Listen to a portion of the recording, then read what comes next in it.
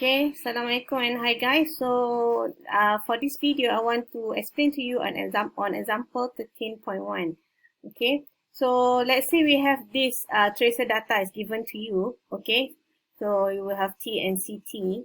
So this is one example of question. Okay, was injected as a pulse to a reactor, right? So they want you actually to calculate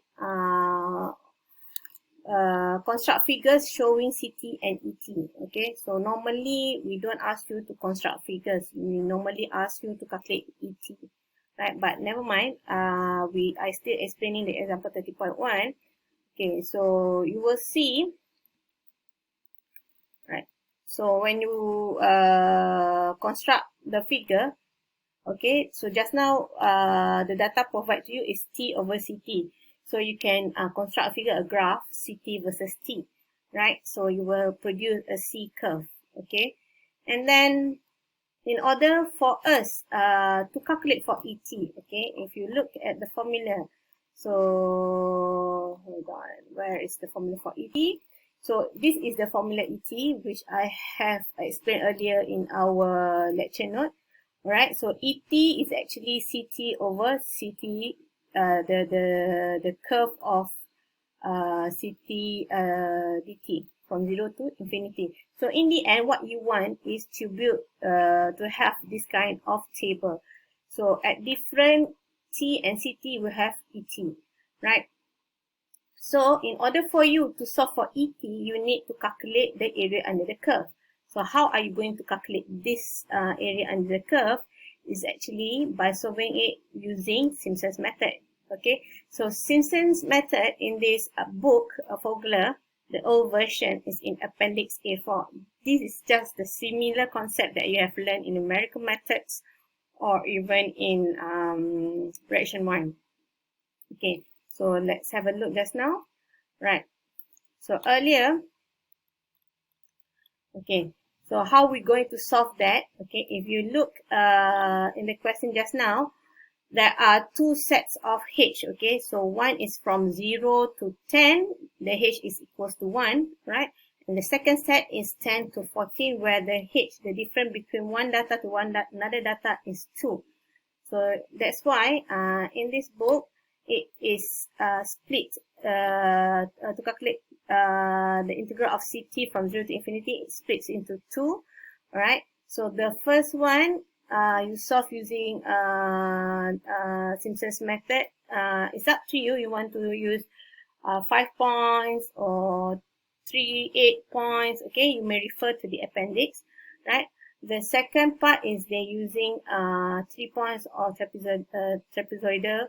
So it's up to you as well. So total up, okay. So the total up from 0 to infinity. So this 47.4 plus 2.6, it will produce 50 gram minute per meter cube. Okay, next. So once you have that, then only you can calculate your ET. So meaning that ET at this point is 1 over 15. So it will produce 0.02. And then 5 over 15, so 0.1. So you calculate that for the rest of T and CT. So if they ask you to, if the question asks you to, construct a figure of ET, so ET versus T, so you get this value from the table you construct just now over versus T, right? So most likely the C curve and ET curve will have the same kind of pattern, right? So in example 13.1 just now, they ask you, the question also asks you to calculate the fraction from 3 to 6. So you just take the data from 3 to 6. So we refer to the table 3 to 6. So we take ET at 0.16, okay, 0.2, ET at 5, 0.16, and ET at 0.12. This is solved by using a Simpson's method, right? So in the end, you will get 0.51, meaning it's 51% of material leaving the reactor span between 3 to 6. Okay. So Right. So, okay, now I'm going to show you example 13.2. This is a continuous example from 13.1. 13.1, you calculate the ET. So in 13.2, the question asks you to calculate the means residence time and also variance. Okay, it's just the same set of data, right? So, right. So now, how are we going to calculate TM? Okay, so TM is calculated by using this formula. It's TET from 0 to infinity. So you need to calculate, you have calculated already ET. So in the end, this is the kind of table that you will produce, you see. So initially the question gives you T and CT. And then from 13.1, example 13.1, you produce this column ET. And now you are calculating the TM. So you need to calculate first T times ET. So this one, you just multiply. For instance, 1 times ET, T at 1 times ET at 1, so 0.02. So this you need to calculate for the whole value, okay? Then you solve this, okay, similar as what you solved using Simpson's rule, like example 13.1, where you split the similar H, you put into this one method, and then another set of different H into another method, okay? So initially they use, I think, 3-8 and then trapezoidal rule. So you use this one, right? You need to have a constant Simpson's method. If earlier you decided to use 5 points, then for ET you calculate using 5 points. So TM also you use 5 points. So you need to be consistent, right? So if you have a look on this column, okay, this is for calculating variance. Okay, so variance is actually T minus TM square ET. So you need to settle for TM first, okay? So for this question, for TM, okay, let's have a look on the final TM value. So you see, so they solve it using Simpson's rule, alright? So this is only mathematics. You may refer back to your knowledge on CRE1 and also numerical method. So in the end, you get TM is 5.15 minutes. So you will use this TM to calculate your variance, okay? So here, so you put, and then you just substitute your TM value here with ET, and then you will produce this column, right? So this one, they produce it one by one, and in the end, then only they arrive. This is the formula for variance, sigma squared, right? So let's have a look on the next value. Okay, so in the end, you will see variance is actually 6.19 when you solve the equation, okay? So variance can be solved using two formula. One is this, another one, the one that I showed you earlier, okay? Both will give you quite more or less the same value. So variance is 6.19. If you want to calculate the standard deviation, which is sigma, is equal to 2.49, right? Okay, so now I want to show you another example. This is the question from previous semester test, okay, that I have shared with you without the answer scheme. So, okay, so we take this question.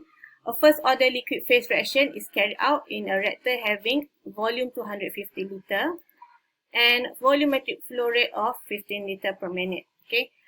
So which resulted in having this pulse tracer data. Okay, if you look at the time, the H is 5 so there's only one set of H. So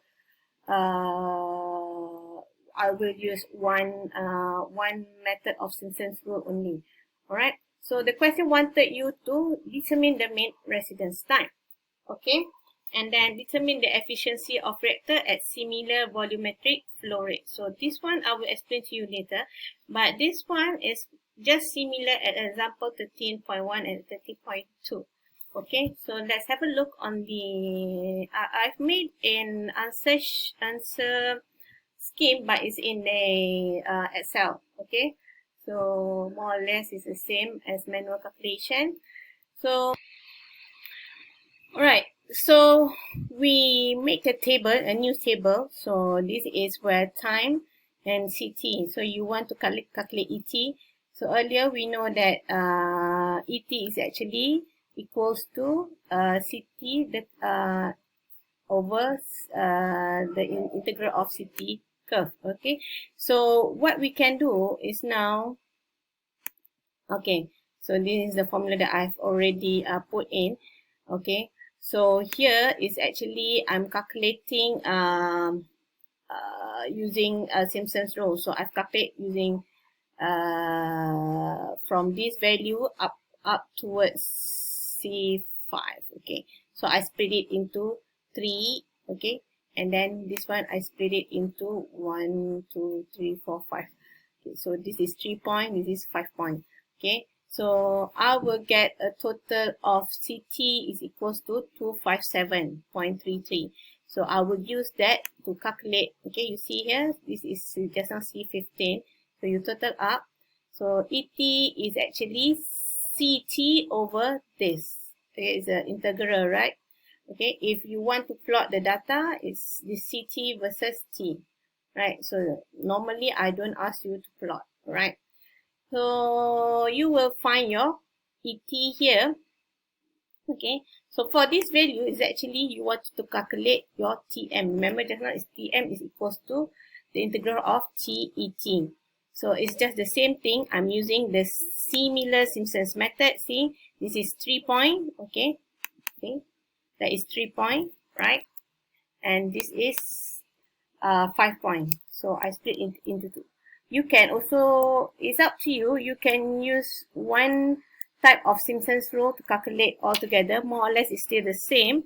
So it will be plus minus a few percentage error.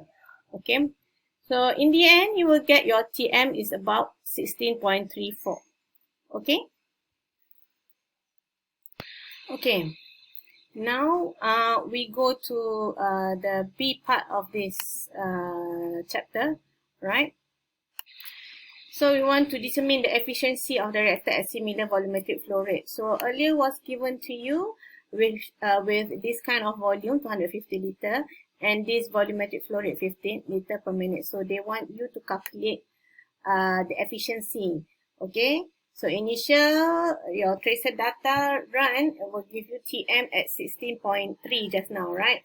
So here, so let's say earlier what is the TM for this kind of reactor. So you know that TM in a closed system, TM is equals to tau, and tau is equals to V over V naught, where V is the volume, V naught is volumetric flow rate, right? So in the question, your V will be 250 liter here, given here, and your volumetric flow rate V naught is 15 liter per minute. So you will get around 16.7 minute. So if you compare to the earlier that you get for the first part A, it's 16.3. So you can say more or less the efficiency is still the same, almost 100%. So here the answer is almost 100%, 90 point something lah, 90.9 I assume. Okay, so that's 3 marks, but you need to show this kind of calculation, right? Okay, that's all. So I will continue on answering the part C in the next video. Okay, we need to learn the part B of chapter part 2 of chapter 4 first. Okay, see you.